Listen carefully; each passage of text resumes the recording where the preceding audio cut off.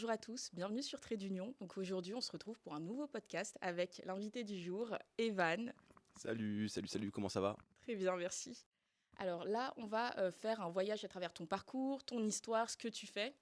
Avant que l'interview commence, tu m'as avoué être hyper actif. Mhm, Ça se sent sur les réseaux sociaux aussi, tu fais pas mal de choses. mhm. Est-ce que tu peux nous décrire en quelques mots ce que tu fais et où tu es présent? Alors, déjà, merci beaucoup pour l'invitation, Louisa, c'est super sympa. Vraiment, je suis très honoré de passer sur cette chaîne, sur ce média Trait d'Union. Du coup, ouais, je suis un peu hyper actif, j'aime faire beaucoup, beaucoup de choses. Je fais des streams, je suis chargé de prod, je suis également à mesure part du community manager pour d'autres artistes, pour d'autres talents. J'adore le monde de la musique également, j'aimerais bosser avec des artistes, en tout cas, je suis en train de bosser avec des artistes pour leur développement en parallèle.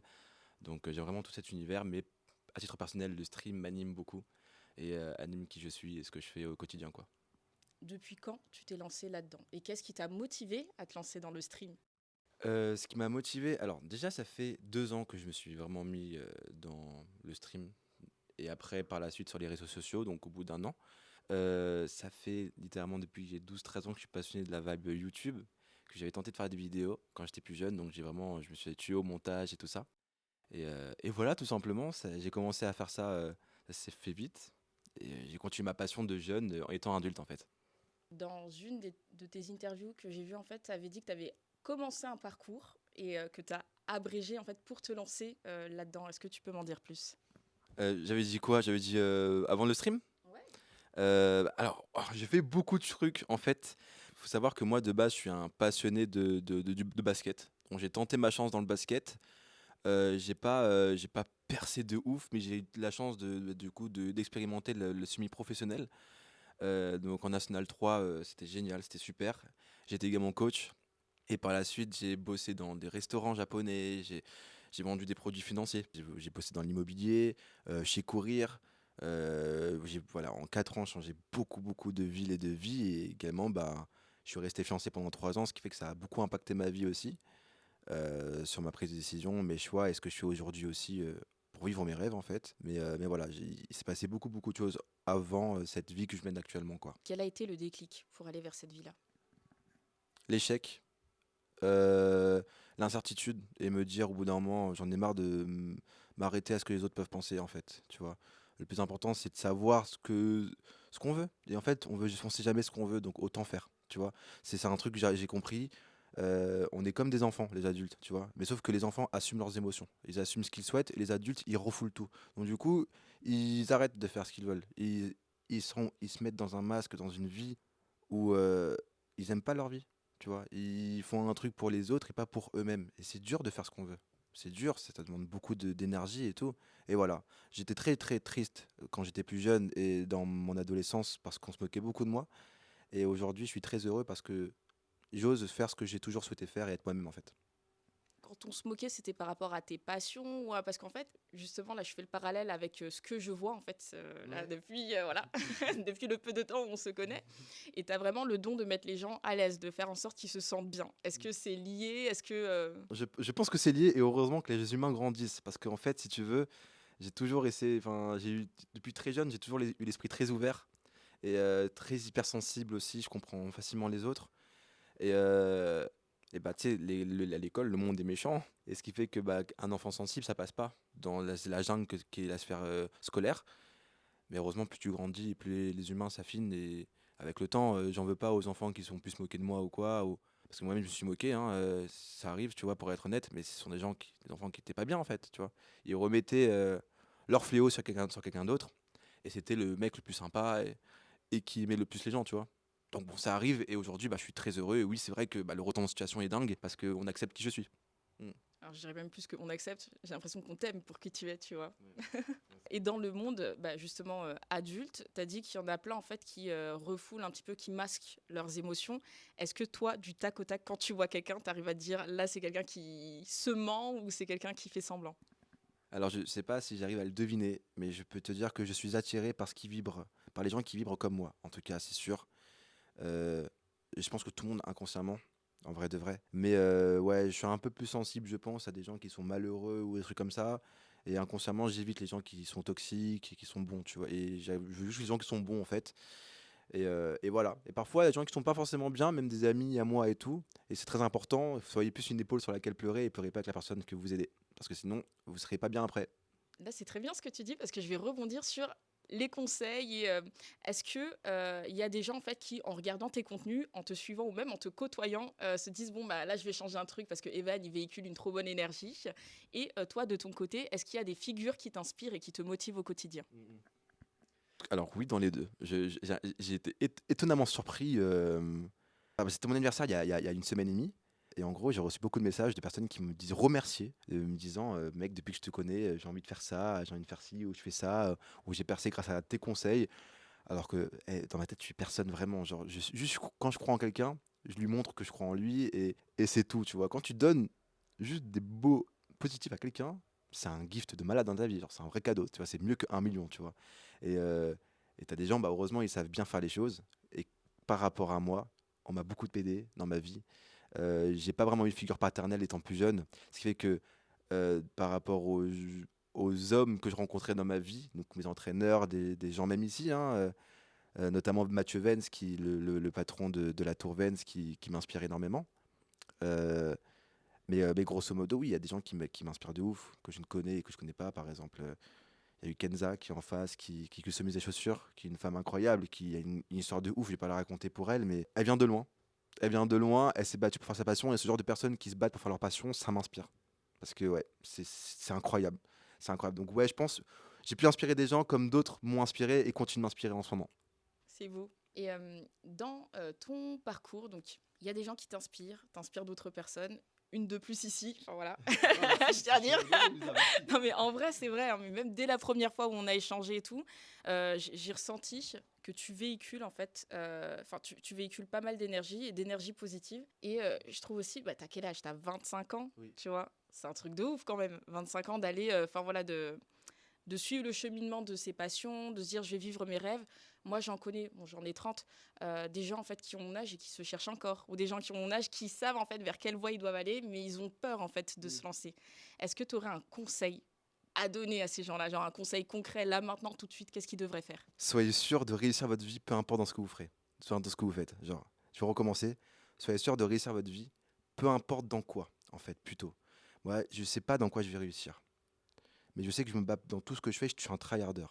C'est-à-dire que, en fait, pour moi, dans ma tête, merci pour tout ce que tu m'as dit. Parce qu'en fait, genre, en fait, la réussite n'est pas une option, c'est une obligation, tu vois. Je suis un mec de la Hesse, je suis un mec de la galère. J'ai galéré de ouf avec ma mère, tu vois. Et, ce genre de moment où on sait pas ce qu'on peut manger. euh, voilà, tu vois, t'es là, t'as 2 heures du matin, t'as trop la dalle, tu prends du cheese qui n'est plus là avec du pain, tu fais chauffer, ça te refait de ouf, tu vois. Et le lendemain, c'est école, pas électricité, et ça te booste, tu vois. Et moi, depuis que j'ai 13 piges, je dis à ma mère, maman, je vais réussir, je vais me rendre riche, mais je sais pas dans quoi, tu vois. Parce que j'aime trop de trucs. Et voilà, juste que vous avez 30 ans, 40 ans, 50 ans, en vrai de vrai, force à vous parce que vous serez jamais satisfait dans votre vie, mais juste essayez de, quand vous faites quelque chose, d'être à fond. C'est le plus important, d'être à fond dans tout, je pense, tu vois. Et après, tu restes chez toi et tout, mais on faut pas se plaindre. Donc voilà, c'est en vrai, il faut prendre vraiment sa vie en main. Genre, même quand on pense que. Et c'est pas facile tous les jours, hein. C'est vrai. Est-ce qu'il n'y a pas eu des moments où toi, tu as eu peur, en fait, dans ce que tu fais alors, soit des obstacles physiques que tu as rencontrés ou des freins psychologiques où là, tu te dis, purée, là, c'est chaud. Tous les jours, j'ai peur. J'ai peur tous les jours, honnêtement. J'essaye de pas le montrer, j'essaye d'oublier. Et quand on a peur, apparemment, il faut agir. Donc du coup, j'agis. J'agis lorsque j'ai peur et je fais. Donc voilà, je pense qu'on n'a pas le choix, on a tous peur, hein, en vrai de vrai. Mais il y a une métaphore que j'aime beaucoup, c'est lorsque tu rentres dans un tunnel qui est tout noir, tu vois. Et ben après, tu dois marcher encore et encore, et ensuite tu as une petite lumière et tu as un beau paysage. Et tu marches encore, après tu retournes dans un tunnel, et ensuite après ce tunnel, tu as encore un paysage mais magnifique, plus beau que le précédent, tu vois. Et voilà. Donc je m'inspire un peu de cette métaphore-là, et la peur, bah, après, c'est très rapidement un très beau paysage, quoi. Et là, les paysages actuels, ils ressemblent à quoi? Qu'est-ce que tu fais précisément en ce moment? Tout à l'heure, tu m'as fait une description générale, mais parmi les nouveautés, des contenus que tu proposes et tout, qu'est-ce qu'on peut retrouver? Alors, on peut trouver un très beau paysage, hein, avec une belle montagne fleurie et également un très très beau volcan enflammé sur le côté, parce que c'est important de garder une pointe de pessimisme pour savoir où est-ce qu'on peut aller, pour se voir à la troisième personne. Mais Mais maintenant, beaucoup de projets, beaucoup de projets de ouf en vrai. Je sais même pas par où commencer. Je commence à être chroniqueur dans une émission, c'est une dinguerie. J'ai mon stream, je collabore avec un label, donc ça me permet d'apprendre beaucoup humainement. Derrière, j'aimerais développer mon dessin animé, tu vois. Ouais, ça serait incroyable. Donc voilà, après d'autres trucs dont je peux pas forcément parler, qui sont très personnels par rapport à ce point-là, mais ouais, plein de petits projets en perspective et on verra si j'arriverai à tout faire dans ma vie. On te le souhaite en tout cas. Je crois que j'ai plus de questions en vrai. Ah ouais. Attends, non, il y a une question que je pose systématiquement que je t'ai pas posée. Elle est bizarre, mais tu vas voir. Est-ce qu'il y a une question que tu aurais aimé que je te pose et que je ne t'ai pas posée? Je ne sais pas. C'est fait bizarre de me faire interviewer, déjà, c'est moi qui interviewe en général. Qu'est-ce que tu aimerais apprendre de moi surtout, tu vois? Qu'est-ce que tu aimerais que je dise? Après, j'ai peur d'être indiscrète. Tu peux vraiment dis-moi, et là c'est le moment, t'inquiète pas, vraiment, moi je te comprends. Attends, mais en plus, vu que tu produis des contenus et tout et que tu interviews des gens, tu pourras me noter à la fin, genre. Ouais, bien sûr. Non, alors vraiment t'es cool. J'aime beaucoup la vibe. Ah ouais? Ouais. Ah, c'est cool. Alors, qu'est-ce que j'aimerais savoir de toi? Bah, pour rebondir sur ta chronique, les trucs que t'aimes bien, les trucs qui t'énervent, ce genre de choses et Ok. tout. Enfin, tout ce qui te façonne en fait en tant que toi. Et j'aime trop les gens, déjà j'aime trop les humains et parfois ils me saoulent de ouf. Voilà, je suis de ce côté-là. Tu veux apprendre un truc de moi? J'aime les humains et j'adore être seul. J'ai un côté agoraphobe, voilà. J'ai un côté où pendant 2 semaines je peux pas te répondre au téléphone parce que j'ai la flemme, je veux plus de contact avec personne. Mais derrière j'ai ce côté-là où j'aime trop aller en fait, je me recharge avec les humains et une fois que j'ai plus de charge, je reste tout seul. Tu vois, enfin, c'est trop bizarre, c'est trop louche. Mais j'adore cette vibe-là, ce truc-là, ce double côté de ma personnalité, un petit peu très introverti et très extraverti quand je suis avec d'autres personnes. Il y a quoi j'ai commencé, j'étais, bah, je sais pas, changé 4 fois de ville en 3 ans, 4 ans, tu vois, ce qui m'a pas mal impacté aussi mentalement. Je suis un peu en sans attache dans la vie. Ça veut dire que j'ai un peu cette autant j'aime les humains, mais autant je m'attache plus à personne. Tu captes? C'est ça le truc, c'est que dès que je suis avec un humain, tant que je lui donne l'amour inconditionnel, ça me va très bien. Je pense que c'est ça le vrai pouvoir de l'humain, tu vois. Mais après, bah, c'est tout. Et rien ne m'appartient. Tout ce qui m'appartient, c'est mes tatouages, tu vois. Et j'ai tellement justement l'habitude de perdre des choses à moi, matérielles, des personnes, des amis, des trucs comme ça, que je m'attache plus trop aux personnes, en fait, tu vois. Ouais, je suis toujours un peu très distant avec des personnes, même avec un groupe d'amis, mais toujours là, mais en étant distant un peu, tu vois. Je montre pas vraiment qui je suis. En tout cas, je choisis bien mes moments, tu vois. Mais le pire, c'est que je vois complètement en fait quel genre de dynamique c'est, tu vois. Parce que je pense que je suis un petit peu comme ça et c'est difficile à expliquer parce que par exemple, dans le cadre de Trait d'Union, Trait d'Union, c'est unir les gens. Et même quand j'échange avec les gens, en fait, je suis en mode 100% moi, tu vois, Ouais. enfin vraiment 100% moi. Mais en même temps, tu vois, c'est pas. Enfin, je Ouais. vois parfaitement ce que tu veux dire, mais ça peut être très bizarre en fait à entendre d'un point de vue extérieur, parce qu'on se dit, en général, c'est tout ou rien, tu Ouais, vois. c'est ça. Je me reconnais complètement dans ce que tu dis. C'est cool. Ça se voit qu'on a une bonne vibe, toi et moi. C'est fou parce que même à travers l'écran, et c'est pas pour en rajouter, pour Non, voilà, en mettre t'inquiète. des couches et tout, mais genre à travers l'écran, tu faisais des vidéos et tout, mais je ressentais genre pas ta personnalité parce qu'en vrai, enfin voilà quoi, il faut des années pour connaître quelqu'un, mais ton aura, tu vois, genre Ouais, c'est puissant ce que tu dis. tu vois ce que je veux dire? Merci. C'est ce que je ressentais. Je pense qu'on va parler de philosophie et de cheminement de vie. Est-ce qu'il y a un mantra qui te guide au quotidien? Dans ma tête, j'ai fini ta phrase avant que tu la finisses. Ah ouais. En fait, ouais, j'ai un indo, du coup. J'ai un mantra, comme je dis, c'est vraiment la phrase que mon meilleur ami m'a dit, c'est la réussite n'est pas une option, c'est une obligation. C'est tout. Je dois réussir ma vie, point.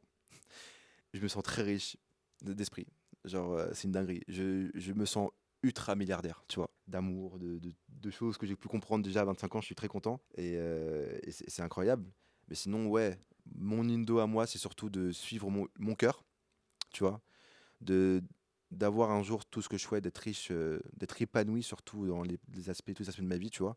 Mais surtout de suivre mon cœur. Si je vais à la droite, j'irai à droite. Je sais pas pourquoi, mais j'irai. C'est tout. Et ça me va très bien jusqu'à maintenant. J'ai toujours suivi mon cœur. Et la loi de l'attraction, tu vois, qui régit ma vie, en fait, tout simplement, depuis que je suis rentré dans la spiritualité, parce que moi, de base, je suis de la religion juive. Moi, je suis martiniquais avec ma mère est juive, d'origine israélienne, algérienne, tunisienne, je crois, je sais plus. Mais, euh, mais voilà, donc du coup, j'ai été éduqué avec la religion juive, le Talmud et tout, mais au fur et à mesure de ma vie, ben, je me suis un peu rentré dans la spiritualité. Mon père est rasta, bouddhiste, enfin, voilà, donc après, j'ai pris un peu de partout. Que tu la religion musulmane, le taoïsme, la religion bouddhiste, les rastas, tu vois, incroyable. J'ai appris plein de trucs. Autant dans la religion musulmane que dans le taoïsme et tout, c'est une dinguerie. Et voilà, aujourd'hui, c'est surtout peut-être Bouddha qui m'inspire le plus, étant donné que je suis encore dans une vibe de. Tu sais, je rentre, j'habite à Aubert, tu vois, je suis dans le ghetto. Et après, quand je vais au travail, je suis dans un truc luxueux avec des créateurs de contenu. Et après, quand je rentre chez moi, c'est retour à la réalité, c'est très ghetto vibe, quoi, tu vois. C'est très différent, tu vois. Et Bouddha, c'est ça. C'est un mec qui il est épanoui parce qu'il connaît les deux milieux. Les gens qui sont bien avec de l'argent et pas trop non plus avec de la nourriture et le strict minimum, tu vois. Et je pense que c'est ça qu'il faut être pour épanoui. Mais comment tu fais pour ne pas perdre pied? D'être entre autant d'univers différents. C'est-à-dire que déjà dans le cadre de tes activités et dans le cadre de la spiritualité, tu vois, là c'est le côté double culture, mais j'entends souvent en fait des gens qui disent passer d'une religion à une autre. Parfois, ça s'avère comme un choix, une révélation, et puis d'un coup, en fait, on se rend compte que c'est beaucoup plus compliqué qu'on pensait parce que on est un petit peu façonné par une religion. Là. Peu importe la religion, en fait, elle nous met en fait dans une grille de lecture qui fait que quand on change de grille de lecture, bon, on a du mal à s'y retrouver. T'as pas l'impression d'avoir perdu tes repères et tout en. Je suis d'accord avec toi. J'ai pas perdu des repères, j'ai justement retrouvé d'autres que j'avais pas. Bah, je suis né, j'ai 25 ans, il y a des trucs que je suis né avec des choses que je savais pas. Donc du coup, bah, dans le Talmud, il y a des choses que je savais pas, par exemple dans la religion musulmane, et inversement.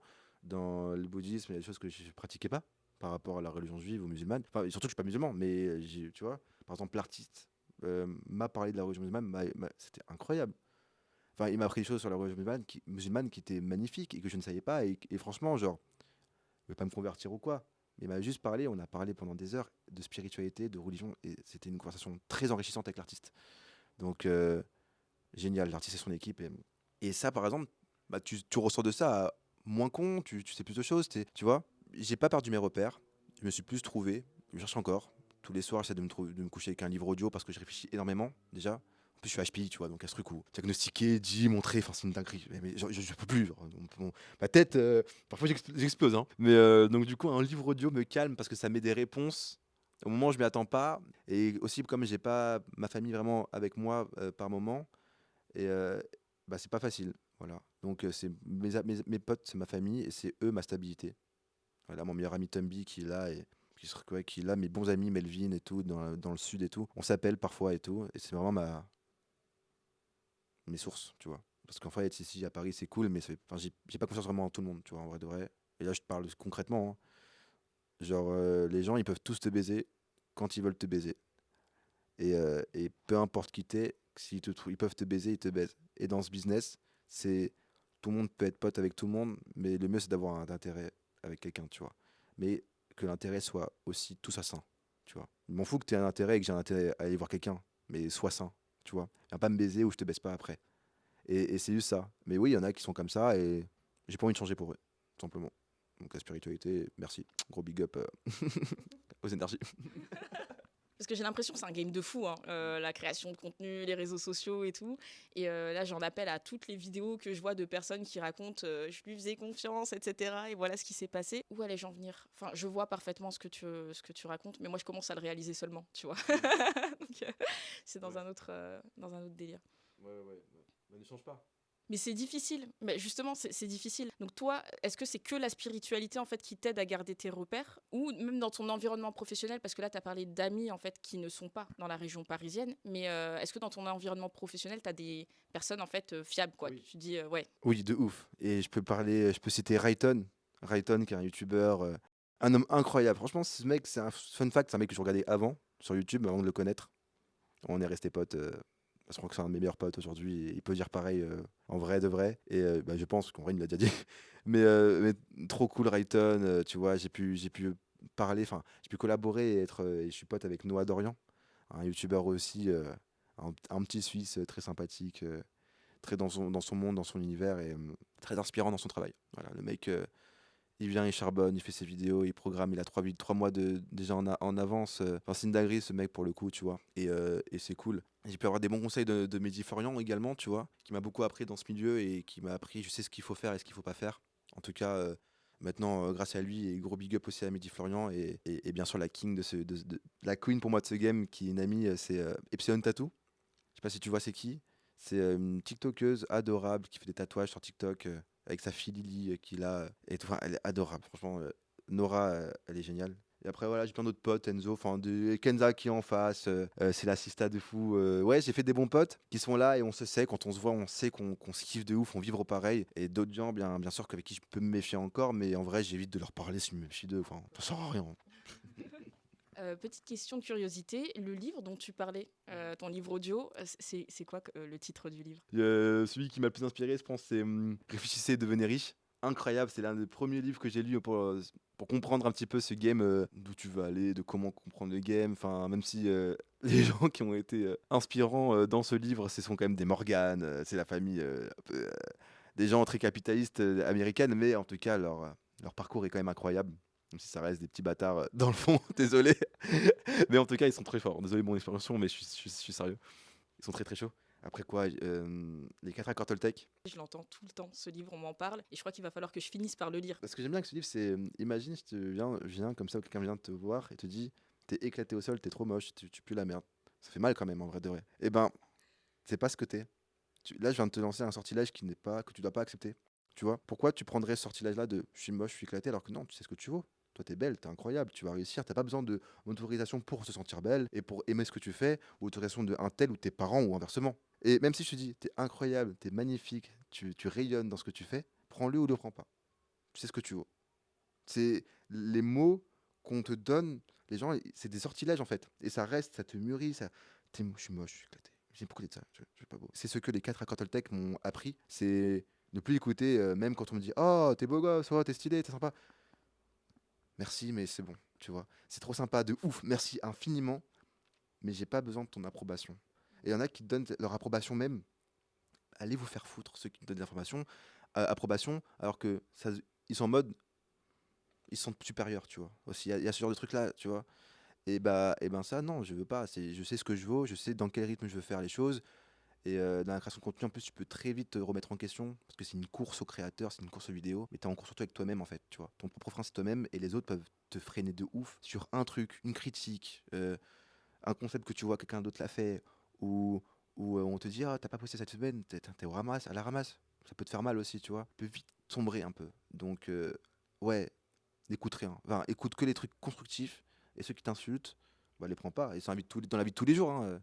4 ans quand le texte, ça a changé ma vie. Ah, mais toi, tu le sens en fait, ce pouvoir de la pensée, parce que moi, je l'ai ressenti, mais depuis là, début 2023. Tu sais, la fille qui raconte un petit peu sa vie et tout. Je sais pas si on va le garder, mais bref, en décembre, il y a eu le décès en fait d'une personne qu'on aimait beaucoup. Voilà. Merci, je prends. Et du coup, ça nous a poussé à nous remettre en question. Et c'était la meilleure amie de ma sœur. Donc, en vrai, le lien d'attache était plus fort avec ma sœur, mais on l'aimait tous, donc ça nous a impacté. Et je pense que ça nous a tous changé d'une manière ou d'une autre. Moi, ça m'a changé dans le sens où je me suis dit, il faut que je vive les choses pleinement, que je fasse vraiment les choses, etc., etc. Mais ce qui me freinait en fait avant de les faire, c'était moi-même, tu vois, parce que moi-même je me mettais des barrières et tout en mode pas forcément tu vas pas y arriver parce que d'un point de vue extérieur, les gens me disent oh mais tu fais plein de trucs, etc. Et moi je sens, enfin j'ai pas l'impression de faire plein de trucs. Ces trucs que vous voyez, c'est même pas 10% de ce que j'ai envie de faire, tu vois. Ouais. Et ces 90 autres pourcents, en fait, le frein, c'était moi-même. Je me disais, je sais pas, où je procrastinais, où je trouvais des ruses, tu vois, pour me feinter moi-même, tu vois le truc. Et du coup, maintenant, en fait, j'essaie de me mettre en philosophie positive. Et un ami m'a conseillé un livre, alors que de base, j'étais pas du tout livre développement personnel, etc., de Napoleon Hill, ouais, qui s'appelle, je crois, le succès par la pensée constructive ou un truc comme ça. C'est pas la pensée positive. Positive. Ah ouais, tu l'as lu. Enfin, tu vois, c'est ok. Eh ben, celui-là, il a changé ma vie, mais vraiment.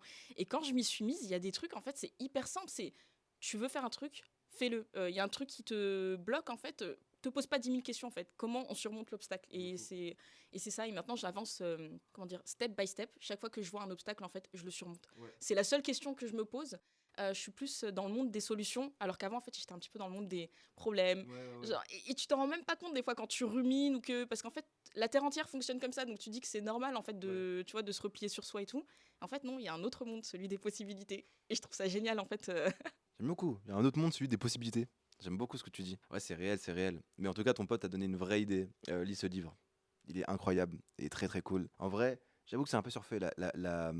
C'est les gens qui disent ouais, je fais du développement personnel. Tu sais, genre, oui, est-ce que tu veux acheter ma formation en ligne disponible tout de suite pour 10 euros? Je trouve ça trop nul d'acheter une formation pour être les meilleurs, tu vois, de vendre un truc qui est censé être gratuit, genre un savoir gratos, tu vois. Mais bref, big up à ceux qui le font, j'espère que vous mettez bien. Mais À savoir, ouais, j'aime bien le trash talk comme tu as pu le voir. Mais ouais, je pense, comme tu m'as demandé tout à l'heure, est-ce que je le ressens ça? Je pense pouvoir te répondre oui. Parce que il y a parfois des moments où je me laisse envahir par mes pensées noires, tu vois. Et, euh, et c'est très bien aussi. Se laisser envahir par ses pensées négatives. Parce que ce que les gens disent pas en conférence et tout, c'est que il faut toujours être positif, mais on n'accepte plus le négatif en fait. Tu vois, on n'accepte plus le fait qu'il y ait des choses nulles qui arrivent dans la vie, mais qu'il faut accepter et voir et analyser aussi. Et pleurer. C'est-à-dire qu'on ne peut plus pleurer. On doit rester toujours dans le sourire et on ne peut plus pleurer. Genre et du coup, ben, qu'est-ce que tu fais? En restant positif, lorsque même que tu veux pleurer, bah, tu prends le petit burn-out là et tu le remets à dans 3 mois. Et après dans 6 mois. Et après dans un an. Et c'est ce que j'ai fait. Et il y a 6 mois, juste en rangeant mon lit, j'ai commencé à pleurer pour rien. Je me suis tellement habitué à être positif, souriant, et parce qu'en fait, on me voyait comme ça, que ben, je pouvais plus rien ressentir. Mais en fait, à ce moment-là, je venais d'arriver à Webedia, Maxime m'a quitté, j'ai changé encore de ville et de vie. Mon père, mon père, je l'ai viré de ma vie. Mon chien est mort littéralement 6 heures avant que je parte à Paris pour changer une nouvelle vie. Parfois, galère financière. C'est pas facile de faire sa passion. Je galère pour faire ma vie, tu vois. Et lorsque tu viens tout ça et tu dois continuer à faire des streams et tout, ben il y a un moment, je crois que ton corps il craque, tu vois. Et genre, à un moment, j'ai chialé pendant une semaine non-stop, quoi. Parce que je me suis rendu compte de tout, plein de choses qui arrivaient d'avant. Et ouais, là, c'est là où tu te perds. Tu vois, c'est là où tu te perds en écoutant tous ces gens qui ont réussi, mais qui te disent pas derrière que bah, ils ont pleuré aussi de ouf. Tu vois. La seule chose que je peux dire, et je peux te dire, ou en tout cas, je peux dire à aux auditeurs, en tout cas, salut, bienvenue à vous. Euh, mais ouais, soyez positif, mais acceptez votre côté négatif. Acceptez qui vous êtes, pleurez. Si vous souhaitez pleurer, vous n'êtes pas forcément une merde ou quelqu'un de diminué par rapport à quelqu'un d'autre. Vous êtes encore plus courageux parce que vous osez pleurer et affronter vos émotions, justement. Et ensuite, quand vous souriez, c'est un vrai sourire. Portez plus de masque, ça sert à rien de porter un masque. Tout le monde en porte, alors dans tous les cas, dans la masse, on voit même pas qui porte pas de masque. je ressens beaucoup ce que tu dis. Mais est-ce que toi, quand tu extériorises ton émotion, est-ce que tu le fais dans un coin en secret ou est-ce que tu arrives en fait à montrer, tu vois, tes émotions? Parce que je sais que suivant le contexte des gens, on a plus ou moins de facilité ou de difficulté en fait à extérioriser ses émotions, tu vois. Par exemple, là encore, côté double culture, etc., je suis l'aîné de ma famille, tu vois. Et Ah ouais, d'accord. voilà. Donc, tu vois, Tu gardes pour toi, tu montres pas. exactement. Il faut pas. Enfin, c'est même pas il faut pas que je monte parce qu'on me l'a pas dit, mais c'est plus un truc que j'ai ressenti au fur et à mesure qu'il fallait en fait que je les garde pour moi. Ok, ouais. Et un des déclics, en fait, il a été clair, net et précis. C'est ma petite sœur qui a 23 ans et mon autre sœur aussi. Elles sont venues me voir et tout un soir en me disant, mais Louisa, tu sais que tu peux pleurer, en fait. Tu peux pleurer devant nous et tout. On sait que tu as tendance à cacher parce que tu te dis que tu dois être forte, mais ça y est, on est grande, en fait. On peut être là pour toi, tu vois. Et ça, en fait, ça m'a fait bizarre. Je me suis dit, ah ok, genre, ça se voit que genre, j'ai des émotions à l'intérieur de moi, tu vois. Bon, j'ai pas réussi à pleurer depuis, enfin, devant elle et tout, mais... Enfin voilà, je voulais te demander, est-ce que toi en fait tu arrives à extérioriser auprès des gens ou est-ce que enfin tu es dans ta bulle en général quand tu Alors, si ça peut te rassurer déjà pour toi, crois-moi, ça se voit que tu as des émotions et que tu es une très belle personne. T'es les yeux, de toute façon, les yeux. T'es t'as l'air très pur comme personne, tu vois. Genre, en tout cas, t'as une très belle énergie. Donc, t'en fais pas. Et tu peux pleurer de ton coin et tu peux pleurer devant tes sœurs. Il n'y a pas de problème, en tout cas, si elles te donnent leur autorisation, let's do it. Mais ouais, moi, je suis un mec. Alors, je suis un pleureur. Alors, de base, je suis un mec qui pleure. Mon âme est triste, de base. Je suis un mec qui est triste, de base. Très mélancolique. Depuis que je suis jeune. Parce que, voilà, on a tous connu des choses plus ou moins cool dans la vie. Et par contre, j'ai une enfance très heureuse. Voilà, toujours dans l'amour et tout. Mais j'ai vraiment très sensible. Ça veut dire que j'avais 5 ans, je pouvais jouer à Pokémon et pleurer sur la musique de la pharmacienne, l'infirmière Joël, tu vois, quand il y a la musique sur des petites musiques en fait qui me touchent, je peux pleurer. Je pouvais pleurer surtout quand j'étais petit, genre j'imaginais des trucs de ouf, tu vois, une musique m'imaginait un truc, j'imaginais ma mère mourir d'un coup, enfin, et je pouvais pleurer, et ça m'allait mener trop loin. Donc déjà très jeune, j'avais une imagination débordante, mais toujours dans le pensée noire, tu vois. Aujourd'hui, je pleure moins et je pleure dans mon coin. Je pleure déjà, j'ai déjà pleuré en live, notamment pour mon anniversaire, parce que ma commu m'a beaucoup touché. C'est vrai que quand t'as des gens que tu connais pas et qui balancent beaucoup d'argent et que tu dis t'es un mec extraordinaire, c'est incroyable en vrai, c'est un truc de ouf. Donc ouais, j'ai chialé. Mais ouais, la dernière fois que j'ai dû pleurer, c'est il y a 2 mois, je crois. Et quand je pleure, j'ouvre tout pendant 4 heures, quoi, tu vois. Donc je prévois un vrai après-midi. Mais ouais, c'est cool.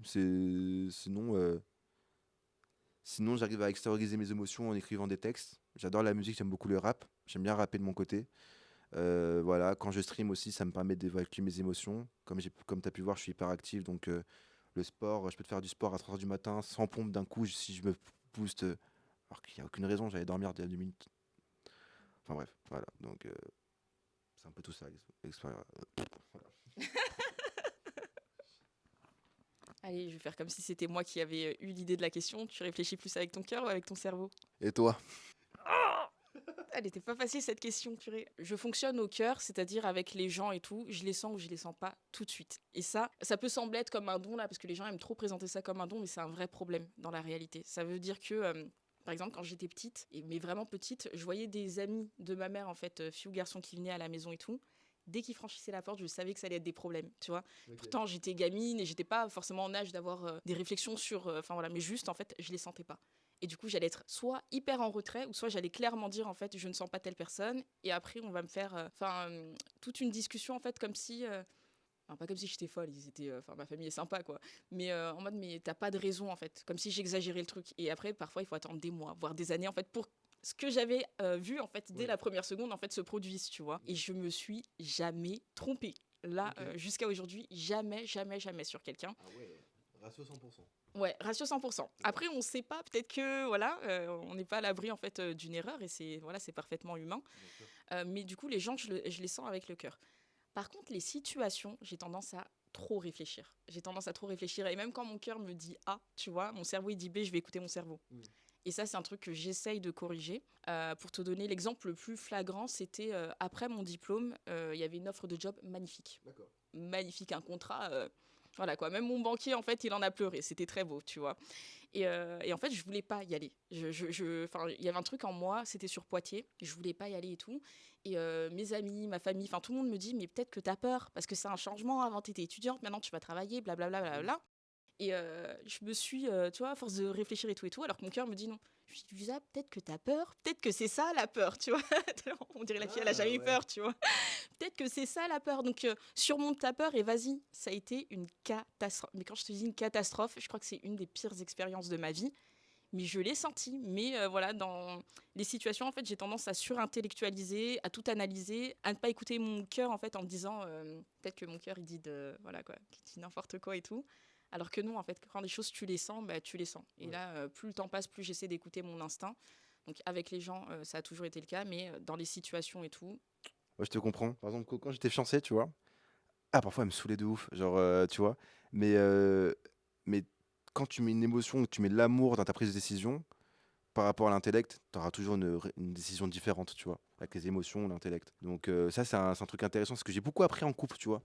Justement, c'est à ce moment-là où j'ai appris à gérer mes émotions, à gérer les questions que je voulais, enfin, la prise de décision que je voulais prendre sur une situation donnée, comme tu as parlé. Et du coup, j'utilise aujourd'hui dans d'autres situations de ma vie, un peu plus en mode good vibe et moins présent. Tu m'as dit, oh, je voulais pas ça, mais c'est pas grave, en vrai, s'il faut, je voulais pas ça, mais derrière, ça va peut-être m'empêcher d'avoir un truc négatif, tu vois. Peut-être que c'est une bonne cause à effet au final. J'aime bien cette cause à effet. Parce qu'après, genre, ça me permet de rencontrer soit cette personne-là ou de manger une tarte à la fraise. J'en voulais une toute la journée. Tu vois, c'est con, mais c'est des plaisirs, des trucs qui arrivent et c'est là où tu vois les petits miracles. Ouais. ouais. C'est après avoir balancé. Les petits miracles, vas-y. Le concept est cool. Ben, les petits miracles, est-ce que tu peux me citer quelques petits miracles du quotidien? Là, les derniers petits miracles que tu as vus, vécus. Déjà, pour moi, les petits miracles, c'est que je suis tout le temps archi bien entouré. C'est une dinguerie. Et ça, c'est trop. T'as vu aujourd'hui, hein, t'es venu au studio. Je devais être tout seul à la base. Je croise une personne, elle veut venir, bonne vibe. Oh, tu veux du coca? Oui, j'avais soif en plus. Tac, attends, tu veux ça? Et ça, c'est con, mais on s'attend pas. Pour moi, c'est quand même un truc de ouf en fait. C'est trop bien. Les gens s'en rendent pas compte, mais d'être bien entouré, c'est super important. On est humain avant tout. Donc voilà. Après, il y a quoi d'autre comme miracle? Enfin, en vrai de vrai, si je commande un petit Uber, et là, c'est quoi ça? C'est une Tesla. Oh la dinguerie! Dans ma tête, je pète mon crâne. Genre, je kiffe de fou. Mais voilà, c'est surtout c'est tout le temps des bonnes expériences. Les gens sont très sympas. C'est surtout ça. Genre, comme je suis souriant un peu ou je prends pas trop la tête, il se passe des belles choses. Tu vois, on m'offre des trucs. Et j'offre des trucs aussi, mais sans rien attendre en retour. Tu vois. Et c'est ça, pour moi, les miracles, en vrai, de vrai. Je sais pas comment on peut le voir, tu vois. Mais voilà, c'est surtout tous les jours faire un tournage, faire un truc. Pour moi, le stress de pouvoir générer des sous avec ce que je fais, c'est un miracle, en vrai, tu vois. Je suis encore un enfant, dans un corps d'adulte. C'est un miracle de ouf de me permettre que des gens, aussi des humains, dans la tour où je travaille, me font confiance sur ma créativité, sur mon côté un peu autiste que je peux avoir sur certains trucs, tu vois.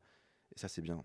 Donc c'est un vrai miracle, je suis très heureux. Waouh, bah, je pense qu'on va terminer là-dessus, sur les miracles, en invitant tous ceux qui vont écouter ce podcast à nous dire en fait quel est le dernier miracle que eux ils ont vécu, quelle est leur définition du miracle. Et en tout cas, moi je te rejoins beaucoup sur la tienne. Je trouve ça très beau. N'hésitez pas à follow le Instagram de Louisa et le compte de Trade Union, d'accord? Et donner un maximum de force. On vous aime fort. Bisous, big up. C'était Louisa et Mighty Evan. Je pense qu'on peut s'arrêter là. Here we go, here we go, here we go, here we go, here we go, here we go, baby.